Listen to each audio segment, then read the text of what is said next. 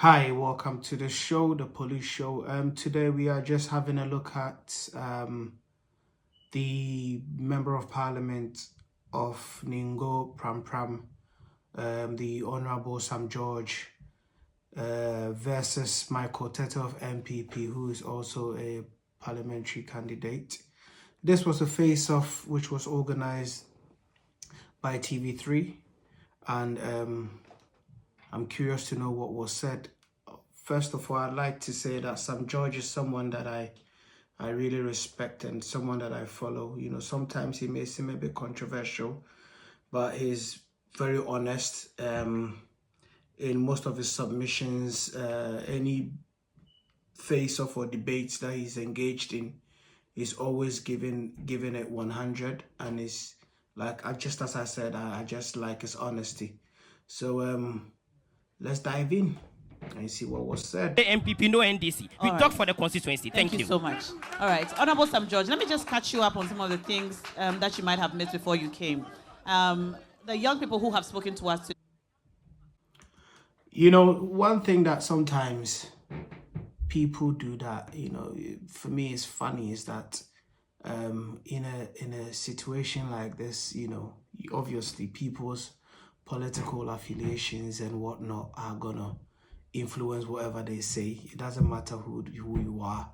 This will come as natural, you know, whereby you be a little bit biased towards your political affiliation. So yeah, I'm just putting this one out there because once I think I overheard someone said that oh, I think they said they should speak the truth and nobody should bring in any political, they shouldn't be political, or maybe they shouldn't be partisans in their submissions. But I think it's something that is almost impossible to do.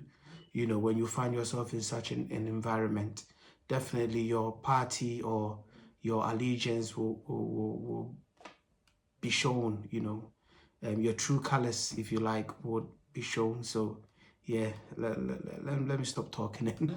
Has spoken about youth unemployment, the nature of the roads, potable water, educational infrastructure. And one comment which seems to pass through is that they don't see very much of you. Can you speak to any of these issues and how you have been, if you are, as a development agent for the constituency, able to help tackle these issues? All right, thank you very much. And I want to welcome you as TV. So this is Sam George, by the way, for those of you who don't know who Sam George is. This is Honourable Sam George, the current MP, which is Member of Parliament for the Ningo Prampram constituency. So he's the one who is about to speak. I think one of the questions that drew my attention was the fact that people have been complaining that they don't see him around in the constituency much. And I think that can be said about almost every MP. You know, it's hard for you to see them around your constituency on a day-to-day basis. Let's see what I think that is something that's a negative thing. You know, the people should be able to see you see you within the vicinities, i.e., you know, the constituency. But I'm very much interested in what he says, because that's the question that is also on my chest, if you like. It's something that I've been curious about to find out, because in Ghana, I know that most of them spend much time debating on the radio stations and in TV stations. So, you know, it's a valid question that the person is asking. So let's see what his answers are. To the Ningo Prampram constituency. The issues you've raised and the issues that have been raised are not peculiar to Ningo Prampram. These are issues that cut across the whole country. For example, when you talk about the unemployment rate and all of that, yes, you cannot, I won't sit here and say that everybody in the constituency is employed. Yeah, but, you know, with all due respect, Mr. Sam George, the question, in fact, is for your constituency. You know, I don't. He's my man. Yeah, he's someone that, as I said at the beginning, I really respect. But one thing that I cannot forgive is when questions are being asked to certain people concerning a particular group of people, you know, in a particular geographical location, and then the person that, you know, that these questions are being asked tries to, you know, generalize the whole thing. Of course, we know unemployment is somewhat of a, you know, a global issue, but in your own small capacity and in your own small way, what are you doing to make sure that obviously you solve these issues, because these are important issues. You know, people's livelihood, unemployment has the potential of, you know, bringing about all sort of social vices. So yeah, I'll be interested to see what he says, but how he began answering the question is where I have a little bit problem with. But yeah, let's continue to find out what he says. But again, we always need to come to a very fundamental role. What is the role of the Member of Parliament? His role is to pass legislation. What is the role of central government? Central government is supposed to take care of infrastructure and employment. Now, as a Member of Parliament, what you do is you also act as a quasi-developmental agent. You are not a developmental agent. That's a point you made I need to correct. MPs are not developmental agents. That's not our mandate. We are quasi-developmental agents. Can you explain that? The agents... You see, this is just one of the reasons why I respect this guy, you know, because he knows his stuff. Now, knowing and doing is two different things, but I can tell you that Sam George, you cannot corner him with questions. You cannot corner him with questions. This guy will beat you on any level. These are facts. You see, these are facts. Now, it goes to show that, you see, perhaps there's this disconnection between someone like him and the masses, because not every member of that constituency understands this fact that is, in fact, not the MP who is responsible for developmental stuff, i.e. projects, but they have someone who is responsible, and I think is the I don't know, I think it's the DCE or the DE, or, you know, something like that, who is actually responsible for that. And, you know, with the way our political is structured, with the way things are structured in Ghana, he being the MP, belongs to a different party, and I believe that the DCE or the DC also belongs to a different party. So there, you see where the friction, you know, the disagreement will happen, because if I do more projects under so-and-so MP, then ultimately people are going to give applaudience to him. You know, all the credit will go to him and his political party. So, you know, there will be a friction. The agents of development in our governance structure is the district assembly. The district assembly is led by the representative of the president, the DC. Oh, my bad. So it's a district assembly. The district assembly, which is also under the DCE. So, yeah, may have gotten it wrong, but I wasn't entirely. He is the agent of development. In this district, one of our biggest problems is you have a very ineffective DC. Reason being, and I'll tell you what. Ooh. The last time we had a general assembly, and you see, the MP is an ex-official member of the assembly. The MP has no role to play in terms of voting in the assembly. But what I can do is take the issues from the electoral areas when I go around to the assembly and have the assembly through the DCE work on it. Do you do this? The point is that DCE has failed to call a General Assembly meeting since November 2023. You see, it goes back to what I said. In a situation like this, self-sabotage. He being the MP of that constituency is at the mercy of the DCE, the district whatever agency or whatever he spoke about. And these people also belong to a different political party. So anything that they do, if this guy carries all the petitions or all the grievances, the demands from the electoral people who actually elect in that area, as he clearly said, it's still up to the DC to organize these meetings for him to be able to present these things to them. And they know, as well as that this man belongs to a different party, and therefore, if we offer him this chance, ultimately, whatever we do, the credit will go to his political party and not ours. And every politician's ultimate goal, is to make sure that they win power. It's a dirty game. Let's go on. I can't call a General Assembly meeting. The DCE should be here. If he's responsive to the people, he should be here. He shouldn't be sending government appointees to come and sit here. He must be here to account to the people and tell us why in 2023, 2024, we've not... I mean, this is a shame.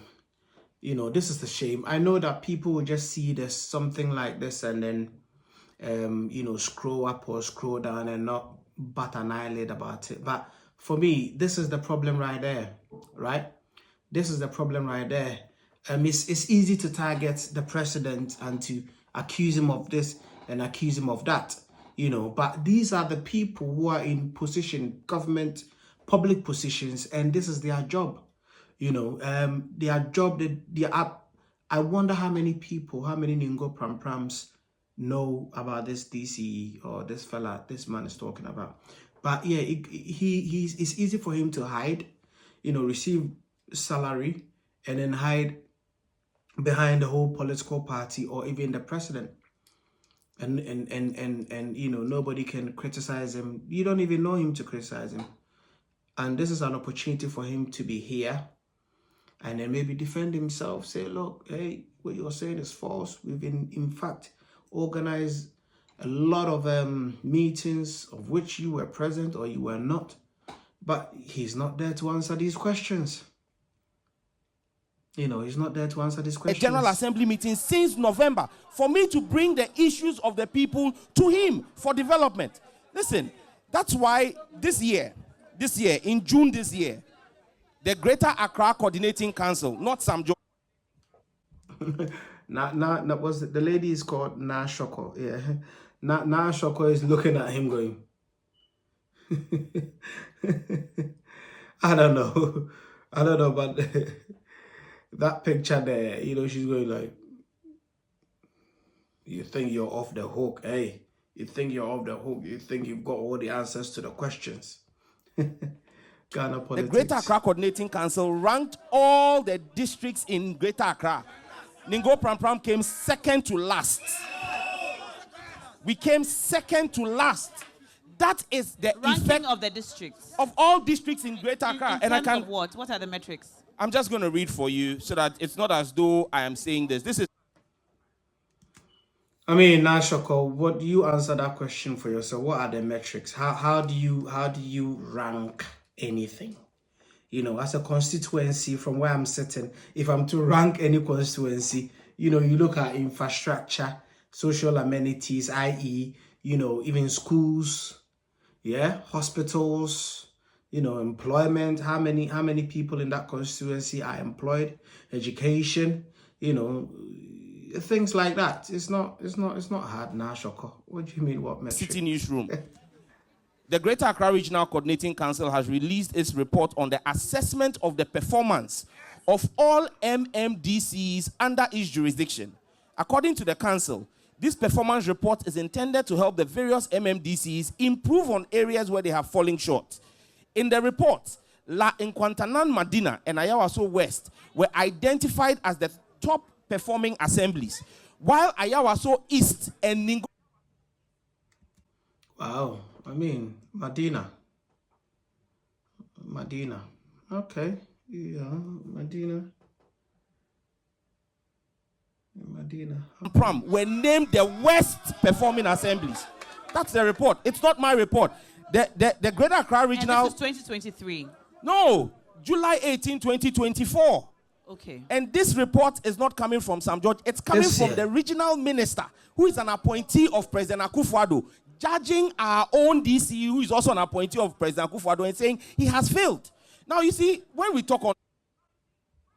Well, I mean, then you have to give it to that person, you know. If they were both in the same political party and he's been honest to say that, look, you need to put your weight, man, you need to put your back into it, because, in fact, your constituency is not performing well, then good on him. But I can understand the frustration in Sam George's face, and even in how he's speaking, because it's like, you know, you find yourself in a situation whereby you wish you could do more, you know, but due to certain factors, it's like your hands are tied around your back. It's a tricky situation, you know. So I can understand where his frustration is coming employment. from. What I have done is to make sure that I get in touch with the private investments in this constituency that we have supported. So, for example, B5 Plus. B5 Plus had problems of land litigation and could not set up his factory until 2017 when I became MP. I intervened with the Lakuleku family. He built that factory, and today you have 1,800 of my constituents employed at B5. I'll give you another example. Atlantic Life Science. I wish, you know, it's nice. I wish there was someone there to say, hey. You know, there's nobody there to help us to fact check these statements. So these are bold statements, but unfortunately there's nobody there to say, hey, you know. And so let's continue. Atlantic Life Sciences is another company that is producing vaccines and water-based solutions for medical supplies. Just this week, Atlantic Life Sciences has reached out to me for another 50 people to be employed in packaging in their facility. Okay. As we speak, Alpha T&D is the biggest smart meter manufacturing company in this. You see, one of the problems that we have as a country is that, you know, there is no employment, you know, how do you call it? Independent employment agencies. Maybe there is, stand to be corrected, but it looks like there isn't. So if anybody knows any independent employment agencies, they should put that in the comment section. And the advantage of that is that when you have such platforms, or, you know, such institutions in a country like Ghana, then people can go there, company owners could go there and say, look, we need X amount of people to do, you know, XYZ job. And then that gives, you know, everybody the opportunity to apply via that platform, and then you get the job based on how qualified you are. And this is me, this is not by any way suggesting that Mr. Sam George will offer this opportunity to only people or persons who support his political party or holds a party card. But we know that naturally, or mostly, this is the case in Ghana, whereby as soon as any opportunity arises, you have people that would rather give the job to people who are in their party. It doesn't matter their qualification or their expertise. So it's the protocol kind of thing. That's what I'm trying to say. In this case, I'm not saying that Honorable Sam George, that's what he's going to do, but there is a likelihood of him naturally feeling the need to offer this opportunity to NDC members, neglecting people who are not NDC. That's my point. We have put people in there. So for me, my job as a quasi-developmental agent when it comes to employment is to reach out to private investment and make sure that we put people in there in this constituency. When it comes to education, I've heard people talk about education. As we speak, there are over 250 people who we are supporting in the universities. In fact, one of the key things